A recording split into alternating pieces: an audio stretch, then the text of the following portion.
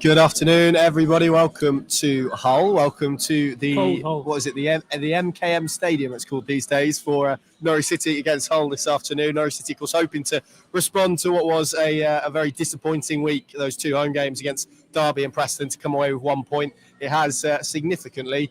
Damaged, I guess, is maybe the right word. At least the confidence levels of any sort of top six push that maybe people were hoping for. We'll bring you the team news in a minute or so, but it is our understanding and our expectation that Kenny McLean isn't here this afternoon and won't be part of that Norwich midfield three. Obviously, Marcelino Nunez missing as well after being on the receiving end of a pretty nasty tackle from Ryan Ledson in the week. And that means that Norwich are likely to go into this game without they're probably their two best midfielders, if we're being honest. And the stats around that, all 5 games that those two haven't started, Norwich City have picked or haven't won any of them. I think they've drawn 1 and lost the rest. So that goes to show maybe how important they are. Norwich City, of course, will be hoping to defy that statistic. I mean, Paddy, we are well up in the gods here. Actually, we were just talking about the away allocation, and I mean, the team news is going to come out shortly, so I might cut across you, but looks like a healthy number of Norwich City fans here this afternoon. Well, purely on where the stewards seem to be lined up, that's definitely, in all my recent trips here, that's the biggest away contingent, if that's what it is, right wrapping around that far corner flag. So they certainly won't lack for support here today. No, sorry, I will cut across. Team news, I'll come back to you. Team news is out. This is how Norwich City line up. Gunning goal, Fisher, Duffy, Doyle and Mahovo as the back four. A midfield three of Jacob Wright, Jakob Sorensen and Anis Ben Slimani. Matej Jurasek gets a start on the right, Borja Sainz on the left and Josh Sargent up front. The subs bench for Norwich City, Long, Stacey, Crizene, McConville, Cordoba, Schwartau, Dobbin. A return for Onel Hernandez and Antti Sienats makes up the bench. So just to run through that starting lineup again, it's Gunning goal, Fisher, Duffy, Doyle and Mahovo as the back four. Midfield three of Jacob Wright, Jakob Sorensen and Anis Ben Slimani. A full debut for Matej Jurasek on the right, Borja Sainz on the left and Josh Sargent down the middle. So no Kenny McLean. Let's start with that midfield three then, Pad. Wright, Sorensen and Slimani. He went with Sorensen at Watford to good effect. Can you understand why maybe he's gone down a route of what potentially feels like quite neat and tidy footballers in the middle of the pitch? Experience as well, which, given that midfield three midweek when Kenny was ruled out in the warm-up, was Anis Ben Slimani at 23, was the senior citizen. And I think it showed against a pretty streetwise Preston, really. They exploited that in that area of the pitch. So today, for those reasons you stated, I think because of the experience factor, that does feel like the right call. And for Wright alongside him particularly, to have a player who's been there and done it. Yes, we know his time here in England and Norwich has been punctuated with those injury spells, but he's a seasoned player at this level now, and I think Wright would benefit from that, in contrast to midweek, where I don't think he got a lot of support really in terms of guidance around him. And I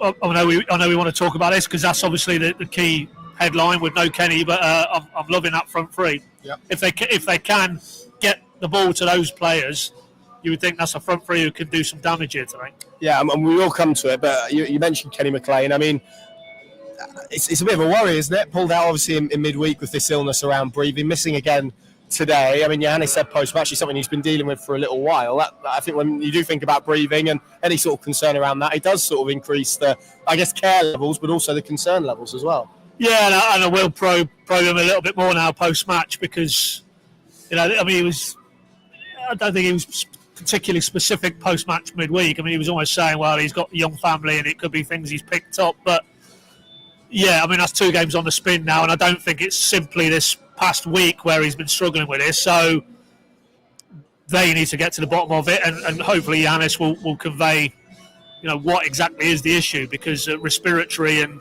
trouble breathing and temperature doesn't sound a great combination. And knowing McLean, as we do, or at least we can form an opinion, it has to be something to keep him out because of the type of player he is, the type of professional, type of character. It would have hurt him to be out for disciplinary reasons, not being able to lead his side, and now he's in that cycle again. So that is a concern. Yeah, absolutely, that is a concern. And in the here and now, obviously, it's not a topic for the next 2 hours, but thereafter, no Nunez and potentially no McLean for a period of time. What was it? You said it was a curse. Yes, I think that's underplaying it if you work without those two for any length of time. So, but we'll park that because, we need to speak to Giannis and get more of an update. But certainly on Thursday, and following off on the back of what he said on Tuesday night, it's a cause for concern, no doubt about it. It's Barry Fry, isn't it, who at St Andrews watered, shall we say, each corner of that to get rid of a particular curse, I think. Well, in terms of getting rid of curses in football, I'm sure there are other examples. So I'm pretty sure it was Barry Fry. Maybe someone will tell me I'm completely wrong or stand up that story. Let's move to that front three then, because as you say, I think, really since Mate Jurasek has signed, there's been a lot of excitement about this potential front three. Him on the right, Sainz on the left, Sargent down the middle. If Norwich City can get enough play to them, and obviously that is going to be dependent on the midfield. That's their 17th midfield combination this season, by the way. There's chances in that. There's goals in that front three. Yeah, and I won't profess to have looked deeply into Hull's season since they played at Carrow Road, but the stats tell you their record here is atrocious, isn't it? They concede goals, a lot of goals. They've lost the last two games here by a 2-1 scoreline. Leeds scored 3. I know they got 3 themselves that day, Abu Kamara.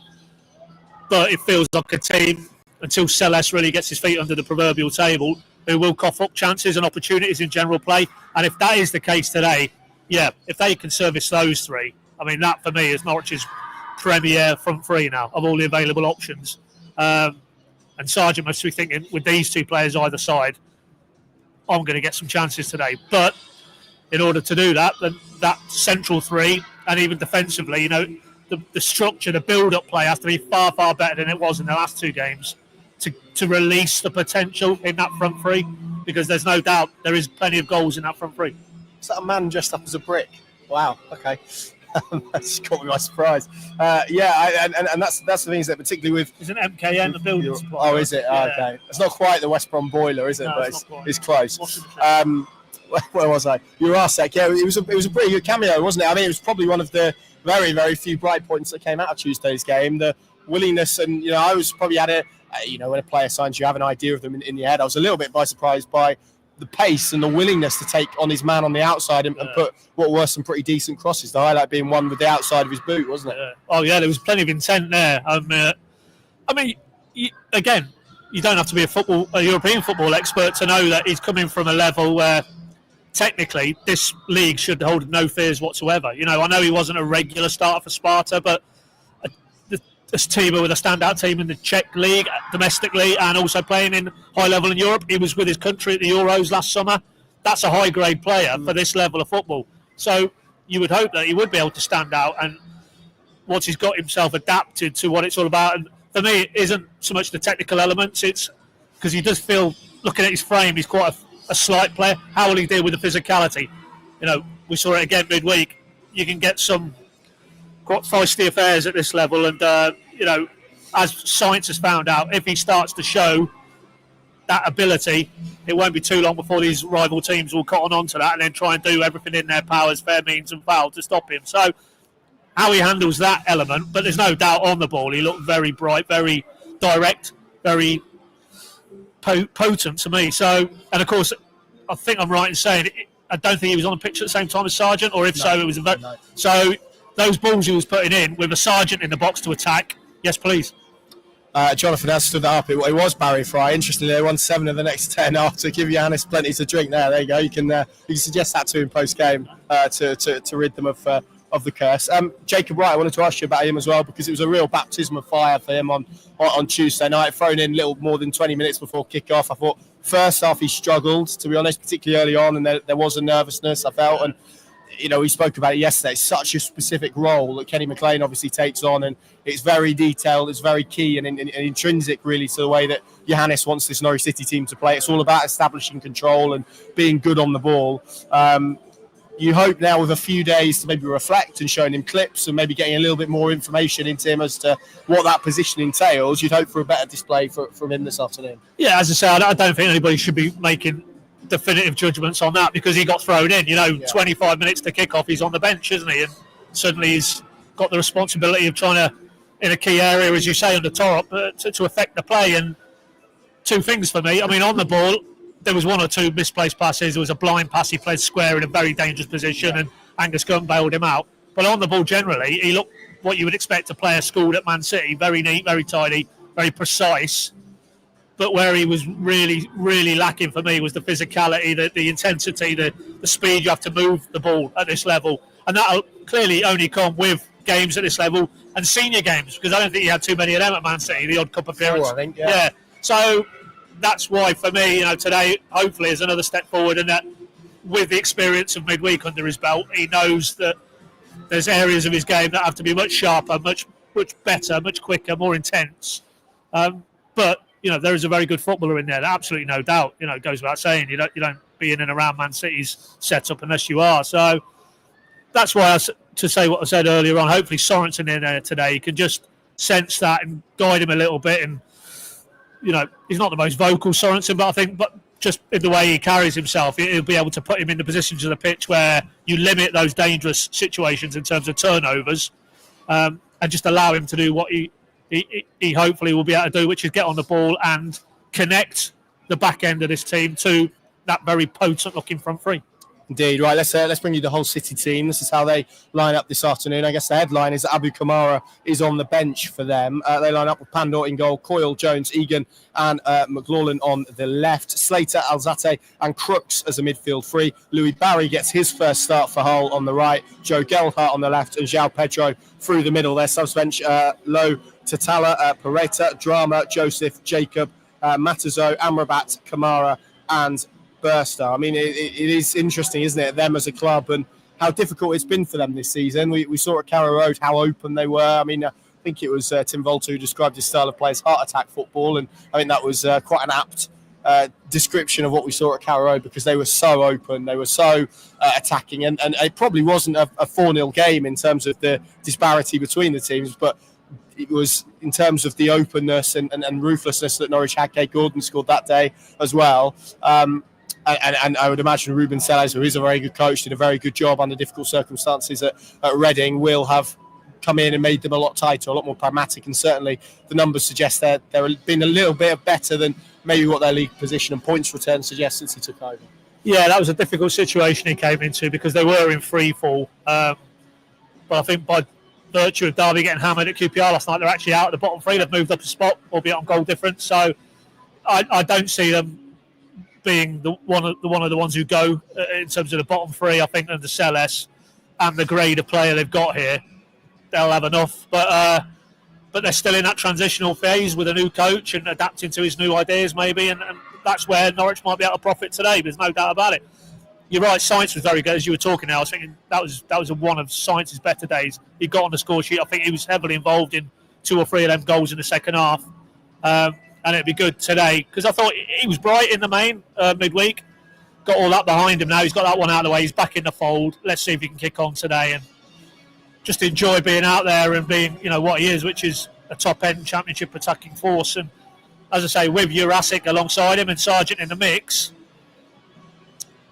there's no doubt Norwich will create opportunities. It's just for me, in terms of the overall outcome today, is how solid they'll be at the other end, really, with that midfield three, and in terms of will they give enough protection to the back four. Yeah, and it's also about how much control can they assert in midfield as well. You look at that whole midfield, they have Matt Crooks in it, who's very streetwise at this level, very physical operator. I'm gonna have to pull up who else they had in there, but it was there we go. Alzate, who's quite a neat and tidy footballer, and Slater, who's a bit of a tough tackler as well. So you could see that being quite a physically tough game. They've sort of matched Norwich up with a 4-3-3, haven't they? So it'll be interesting in that regard to see how well this Norwich midfield three, their 17th combination of the season, which is just extraordinary in 33 games. That's basically a different midfield three every other game so far this season. It's going to be interesting to see how they cope with that. In terms of the bench, then, Paddy, I guess it's the story of the wide men, isn't it? Lewis Dobbin, who obviously prior to Borja Sainz and Matej Jurasek coming into the team, had started pretty consistently. There have been some good bits, some not so good bits, but Onel Hernandez returns as well, and we know on his day in the right sort of conditions the type of threat that he can be off the bench. And obviously Cernach is in that equation as well, so you've got 3 attacking options to throw in there. Even Schwarzer, you could sort of borderline say he's more of an attacking option. So yeah, I saw 1 or 2 comments earlier here that maybe Dobbin was a little bit unfortunate to come out, but I thought the last 2 or 3 games he's tailed off a little bit. I thought he was good. Swansea, wasn't he, that day? And Watford, he was quite lively as well. But thereafter, I don't think he's offered enough. And for me, it's a no-brainer. If Jurasek and Science are now in the mix and available, you get them in, because they're going to be certainly the rest of this season. I think the frontline options either side of a fit Sargent, hopefully. So, the sooner those three can start to build a relationship, the better for me. So, I don't have an issue with that. And obviously with Dobbin and Cernach to a degree, if the game dictates it, maybe it's in the balance, 60, 65 minutes. I guess Sargent probably would come out and Cernach go in. But in terms of the wide areas, to have Dobbin to introduce in Hernandez as well. In a game, although, I mean, he more or less intimated than he was an L, it'd almost be you just have to travel. So, needs must, I think, with him. I wouldn't have thought they'd look to turn to him today if they could avoid it. But certainly Dobbin. An even game, last 20 minutes, get him on, tiring defences. I quite like the look of that. We've got to mention Hull's record as well here, which is the worst in the Championship by some stretch. Only won 2 home games here, no wins since the 21st of December. Those stats, I think, will make everyone watching think of a 3-word phrase we associate with Norwich. It's been difficult for them here, but after what has happened over the last week, there needs to be some response, some impetus from Norwich City, doesn't there? Yeah, there does. Yeah, absolutely. And there was palpable frustration, and that anybody was still in the ground at the end on Tuesday night. There was a little, I wouldn't even call it an altercation, but there was 2 or 3 fans who took their protest directly, or at least made themselves heard enough directly that Science and Johannes broke off from that sort of lap at the final whistle they do at Carrow to actually go and engage them. And when you start seeing things like that, albeit it's very small scale, but I think it does cut to the heart of having got not that many games ago within 2 points and 2 places of the top 6. And I think 90 minutes on the clock last Saturday, they're actually in the top 6, aren't they? And then obviously it's drifted away from them. Now I think they're 4 points away from it at the kick-off. And it's not so much about points and places, it's the feeling that the season, having felt there's a bit of go-forward momentum, it's holding pattern, and maybe even it's gone into reverse a little bit in the last sort of 7 days, compounded by no McLean, no Nunes et al. So it is important today to get a result, I think, just to check that sense that there's a bit of a drift, and maybe those who thought this was going to be just purely transition with nothing really to get excited about in terms of a promotion, playoff story, that'll just reinforce that belief, I think, with each of these passing games now, because we're getting into the phase where you're going to have to move. You're going to have to start moving now. If you want to come out of that pack of 7th to 12th, 13th, and actually realistically push for those top 5, 5th and 6th, if we're being honest, then it needs to happen over this period of games. And because if Norwich don't do it, there will be other clubs who will put their foot on the floor a little bit. So it's important in that context. But, I thought Giannis, again, was spot on. He's frustrated. It's not about the fan base per se. He's frustrated because he wants the successes to come quicker than they are. And it's not excuses to point out without McLean and Nunes. It's a tougher ask, but that's the cards they've been dealt with. And, they have to play those cards. So we'll see how they go today. How are they going to go today? Draw for me. That's what I said yesterday. And having seen the team news now, I'm of the same opinion. You, Connor?